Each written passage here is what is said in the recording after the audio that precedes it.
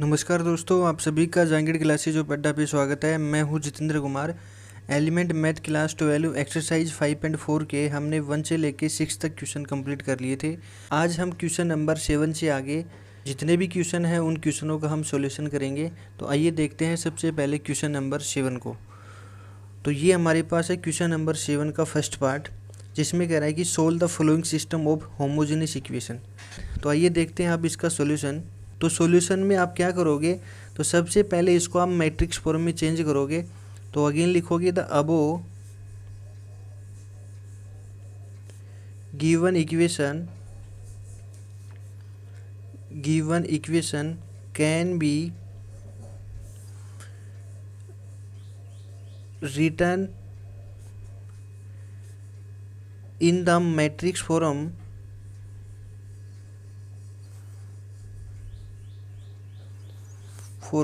as ax is equal to 0। अब यहाँ पे हमेशा लिखोगे ax इजक्वल टू 0 और वहाँ पे क्या कर रहे थे ax इजक्वल टू b। अब यहाँ पे जो a होगा वो हमारे पास तीनों इक्वेशन में x और y और z का कोफिशिएंट। अब इसमें x का कोफिशिएंट कितना बताओ 2, y का 3 और z का -4। एंड सेकंड इक्वेशन में 3, -1 और 2 एंड थर्ड इक्वेशन में 1, 2 और -1। और जो x मैट्रिक्स होगी, अब इसमें हमारे पास तीन ही वेरिएबल हैं x, y एंड z। और जो हमारी जीरो मैट्रिक्स हो जाएगी 0, 0 और 0। तो यहाँ तक करने के बाद सबसे पहले क्या करोगे, इस a को डिटर्मिनेंट की फॉर्म में चेंज करोगे। तो determinant of a is equal to हो जाएगा 2, 3, -4, 3, -1 और 2, 1, 2 और -1।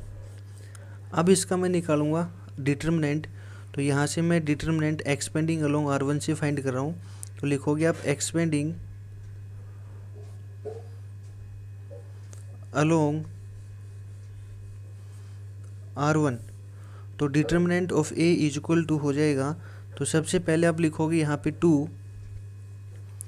अब 2 के अलोंग रो और कॉलम को आप एलिमिनेट करो, क्या बचेगा -1, 2, 2 और -1। तो -1 को -1 से करोगे तो 1, फिर फॉर्मूले में आएगा -2 को 2 से करोगे तो 4।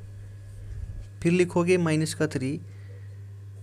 फिर इस 3 के अलोंग रो और कॉलम को आप एलिमिनेट करोगे, 3, 2, 1, -1। तो 3 को इससे करोगे तो -3। फॉर्मूले में क्या आता है बताओ, -1 को 2 से करोगे तो 2। फिर -4 के अलोंग रो और कॉलम को आप एलिमिनेट करोगे, 3, -1, 1 और 2। तो 3 को 2 से करोगे तो 6 और प्लस में हो जाएगा 1। अब बताओ 1 में से -4 की तो -3 को 2 से करोगे तो -6, -3, -2, -5 को -3 से करोगे तो प्लस का 15। और ये 6 + 1 7, 7 को -4 से करोगे तो माइनस का 28। और -28 -6 तो माइनस के हो गए 34 और प्लस में हो गया 15। तो ये हमारे पास बच जाएगा -34 नेगेटिव का प्लस का 15, तो नेगेटिव के बच गया हमारे पास 19। तो ये क्या हो जाएगा बताओ, नॉट इक्वल टू 0। और यहाँ से हमें पता लग रहा है जब किसी का भी डिटर्मिनेंट हमारे पास नॉट इक्वल टू 0 आ जाता है तो वो मैट्रिक्स कैसी होती है बताओ, नॉन सिंगुलर मैट्रिक्स। तो आप लिखोगे therefore A is non singular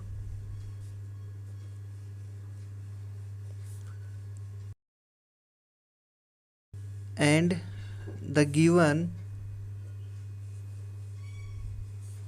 system is consistent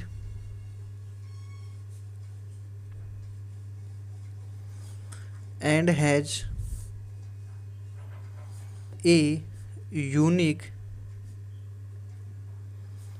solution given by x is equal to 0। वो सॉल्यूशन कौन सा हो जाएगा बताओ, x इजक्वल टू 0।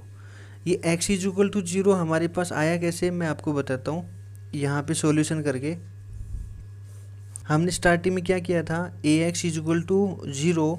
फिर यहाँ से मुझे किसकी वैल्यू निकालनी बताओ, x की। तो यहाँ से मैं प्री मल्टीप्लाई करूँगा तो pre multiply by A inverse on both side. तो जैसे मैं दोनों तरफ ए इनवर्स से मल्टीप्लाई करूँगा तो क्या हो जाएगा, ए इनवर्स और ए और ब्रैकेट बंद करके बाहर लिख दिया एक्स इज इक्वल टू इधर ए इनवर्स और 0।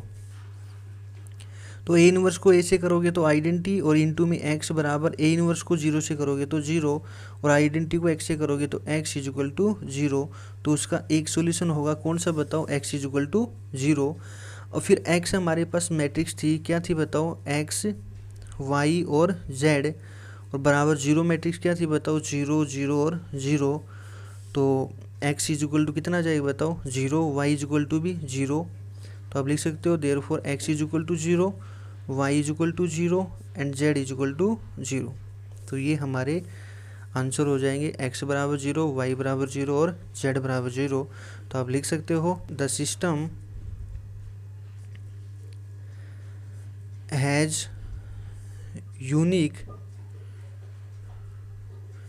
सॉल्यूशन, और यूनिक सॉल्यूशन कौन से आगे बताओ, x is equal to 0, Y is equal to 0 and Z is equal to 0। तो ये हमारे रिक्वायर्ड आंसर हो जाएंगे। तो ये था हमारे पास क्वेश्चन नंबर 7 का फर्स्ट पार्ट। आइए देखते हैं अब इसके सेकंड पार्ट को। ये हमारे पास है क्वेश्चन नंबर 7 का सेकंड पार्ट, जिसमें इक्वेशन है x plus y minus z is equal to 0, x minus 2y plus z is equal to 0 and third equation 3x plus 6y minus 5z is equal to 0। तो अब यहाँ से क्या करोगे, तो अगेन आप इसको लिखोगे मैट्रिक्स की फॉर्म में। तो the above given equation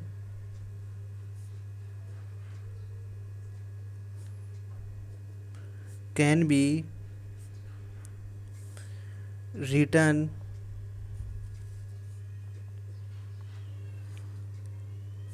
in the matrix form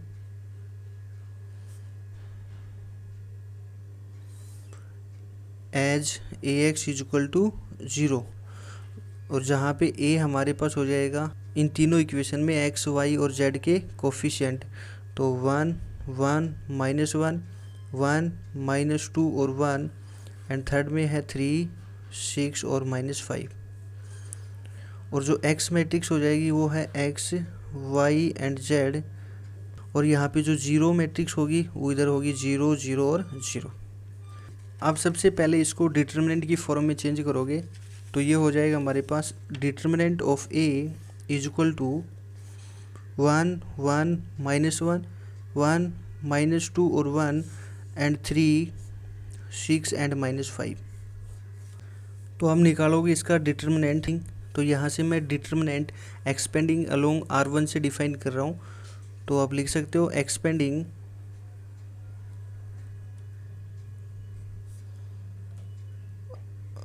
along R1। तो determinant of A is equal to, पहले 1 के अलोंग रो और कॉलम को आप एलिमिनेट करोगे, -2 1 6 -5, तो इसको इससे करोगे तो ये हो गया 10 माइनस में 6। फिर लिखोगे -1, इसके अलोंग रो और कॉलम को आप एलिमिनेट करोगे तो 1 1 3 -5, तो माइनस का 5 एंड माइनस का 3 एंड फिर -1 लिखोगे तो इसके अलोंग रो और कॉलम को आप एलिमिनेट करोगे 1 -2 3 6, तो ये हो जाएगा 6 प्लस में 6। तो ये हो गया 4 4 को 1 से करोगे तो 4, -8 को -1 से करोगे तो प्लस का 8, और ये 12 को माइनस से करोगे तो माइनस के 12। तो 12 माइनस में 12 कितने हो गए बताओ, 0। जब हमारे पास किसी का भी डिटर्मिनेंट 0 आ जाता है तो वो मैट्रिक्स कैसी होती है हमारे पास, सिंगुलर मैट्रिक्स। तो अब लिखोगे therefore A is singular,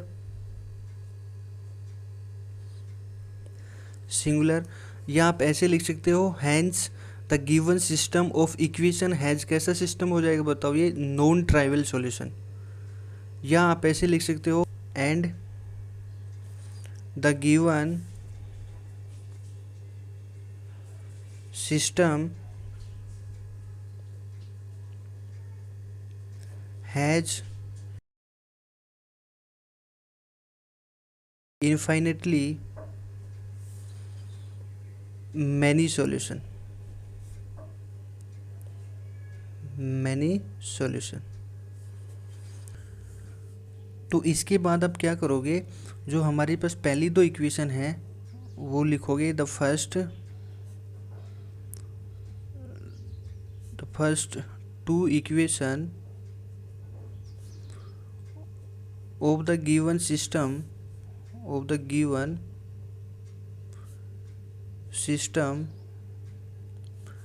are, पहली दो इक्वेशन हमारे पास है, एक तो x प्लस में y minus z is equal to 0 and second equation है x माइनस में 2y प्लस में z इज इक्वल टू 0। तो अब क्या करोगे, यहाँ से आप x, y और z का आंसर निकालोगे। तो कैसे निकालोगे, सबसे पहले आप लिखोगे x के नीचे देखो x वाले पार्ट को दबा लिया करो। अब हमारे पास दो पार्ट बच गए, एक तो y माइनस जेड, एक बच गया माइनस 2y प्लस में z। तो पहले y के कोफिशिएंट को z के कोफिशिएंट से मल्टीप्लाई करो, कितना हो जाएगा बताओ 1। तो यहाँ लिखोगे आप सबसे पहले 1, फिर फॉर्मूले में आता है माइनस। अब -2 को -1 से करोगे तो +2 बराबर, अब लिखोगे y। अब y का आंसर निकालोगे, y वाले पार्ट को छुपा लिया करो। y वाले पार्ट को दबाने के बाद हमारे पास क्या बचा, x माइनस जेड और x प्लस में z। इसमें आपको एक बात ध्यान रखनी है, सबसे पहले मुझे ऐसे मल्टीप्लाई करना है। तो x के कोफिशिएंट को z के कोफिशिएंट से करो, कितना हो जाएगा बताओ -1। तो यहाँ लिखोगे -1, फिर फॉर्मूले में आता है माइनस, और फिर x के कोफिशिएंट को z से करो, कितना आ जाएगा बताओ, अगेन 1, फिर बराबर। अब z के अपोन में z वाले पार्ट को दबा लो। तो अब हमारे पास बच गया x प्लस वाई और x माइनस 2y। सबसे पहले आप ऐसे मल्टीप्लाई करोगे, उसके बाद माइनस, फिर ऐसे मल्टीप्लाई करोगे। तो x के कोफिशिएंट को y के कोफिशिएंट से करो, कितना हो गया बताओ -2। तो यहाँ लिख दोगे -2, फिर फॉर्मूले में आएगा माइनस, और फिर x के कोफिशिएंट को y से करो, कितना हो गया बताओ 1। तो हमारे पास ये आ गया, x के अपोन में -1, y के अपोन में हो गया -2 एंड z के अपोन में हो गया -3। इसके बाद क्या करोगे आप, इधर देखो माइनस से माइनस क्या हो रहा है बताओ, कैंसिल आउट। अब इसके बराबर में आप लेट कर लोगे k, इस सारी की वैल्यू के बराबर क्या मान लिया मैंने k। तो यहाँ से बताओ x अपोन 1 बराबर में k करोगे तो x बराबर कितना आ गया बताओ k। y अपोन में 2 बराबर में k रखोगे तो y बराबर कितना आ जाएगा बताओ 2k। एंड z अपोन में 3 बराबर में k रखूँगा तो z बराबर कितना आ जाएगा बताओ 3k। ये हमारे पास x, y और z के आंसर आ गए। अब इसको सेटिस्फाई करने के लिए जो बची हुई तीसरी इक्वेशन है उसमें आप रख के देखो। तो लिखोगे putting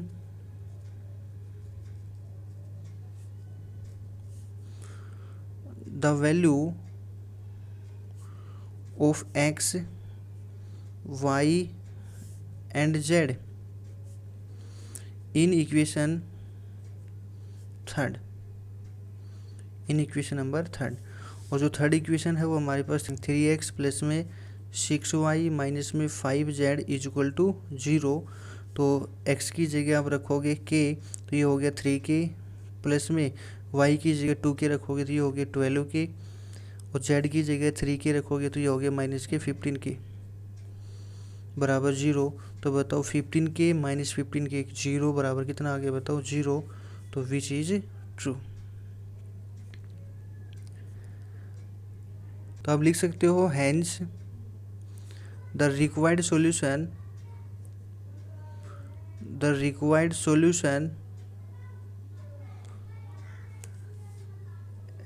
x is equal to k and y is equal to 2k and z is equal to 3k।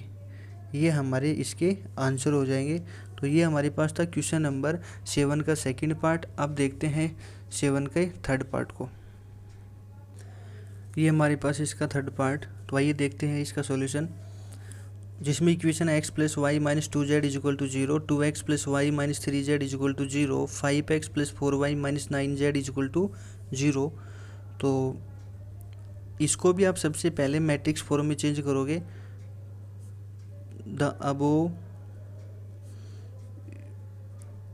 given equation can be written in the matrix form as ax is equal to 0, जहाँ पे a हमारे पास हो जाएगी इन तीनों equation में x, y और z का coefficient 1, 1, -2, 2, 1, -3, 5, 4, -9 and जो x मैट्रिक्स होगी वो हो जाएगी, इसमें तीन ही वेरिएबल हैं x, y एंड z, और जो जीरो मैट्रिक्स होगी 0, 0 और 0, क्योंकि राइट हैंड साइड में हमारे पास क्या है, तीनों ही 0। इसके बाद सबसे पहले इसको डिटर्मिनेंट की फॉर्म में चेंज करोगे तो डिटर्मिनेंट ऑफ ए 1, 1, -2, फिर हो जाएगा 2, 1, -3, 5, 4, -9। उसके बाद determinant of A is equal to हो जाएगा, एक्सपेंडिंग अलोंग R1 से करोगे तो पहले 1 लिखोगे, 1 के अलोंग रो और कॉलम को आप एलिमिनेट करोगे, 1, -3, 4, -9, तो ये हो जाएगा -9 और प्लस का हो गया 12, फिर -1, इसके अलोंग रो और कॉलम को आप एलिमिनेट करोगे तो -18 और प्लस का हो गया 15, फिर लिखोगे -2 और -2 के अलोंग रो और कॉलम को आप एलिमिनेट करोगे 8 -5, तो ये हो गया 3, ये हो गया -3 तो प्लस का 3 हो जाएगा, और ये हो गया 3 को -2 से करोगे तो 6, और 6 - 6 इज इक्वल टू 0। और जब किसी का भी डिटर्मिनेंट हमारे पास 0 आ जाता है तो वो मैट्रिक्स कैसी होती है हमारे पास, सिंगुलर मैट्रिक्स। तो अब लिखोगे यहाँ पे therefore A is singular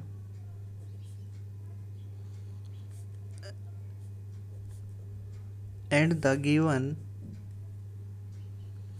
system has infinitely many solution।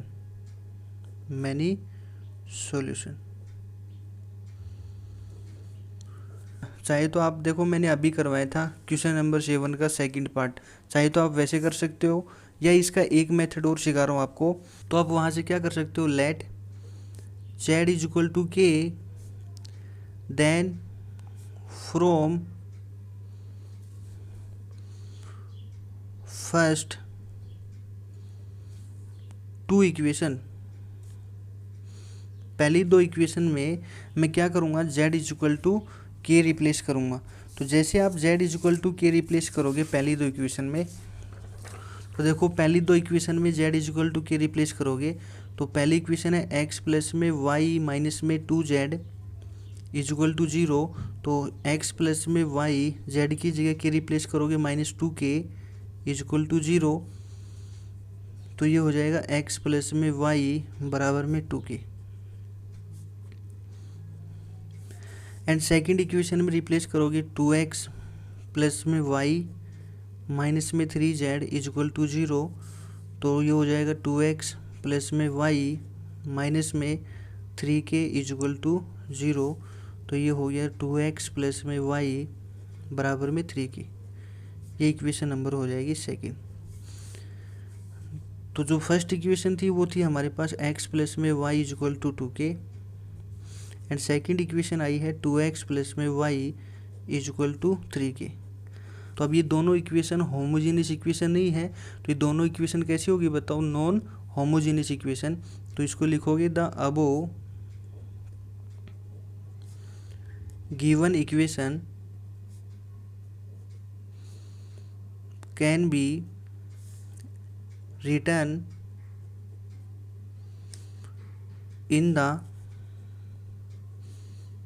matrix form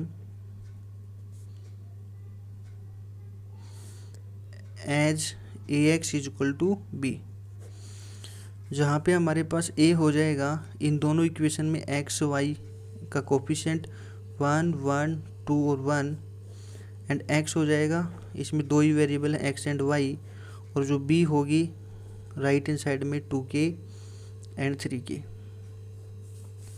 सबसे पहले मैं इसका निकालूंगा डिटर्मिनेंट, तो डिटर्मिनेंट ऑफ ए हो गया 1 - 2 इक्वल टू आ गया -1, -1 नॉट इक्वल टू 0। जब किसी भी मैट्रिक्स का डिटर्मिनेंट नॉट इक्वल टू 0 आई तो वो मैट्रिक्स कैसी होती है बताओ, नॉन सिंगुलर। तो लिखोगे therefore A is non singular and hence the system has a unique solution given by x is equal to a inverse b। तो यहाँ से सबसे पहले डिफाइन करोगे कोफैक्टर को, तो लिखोगे द कोफैक्टर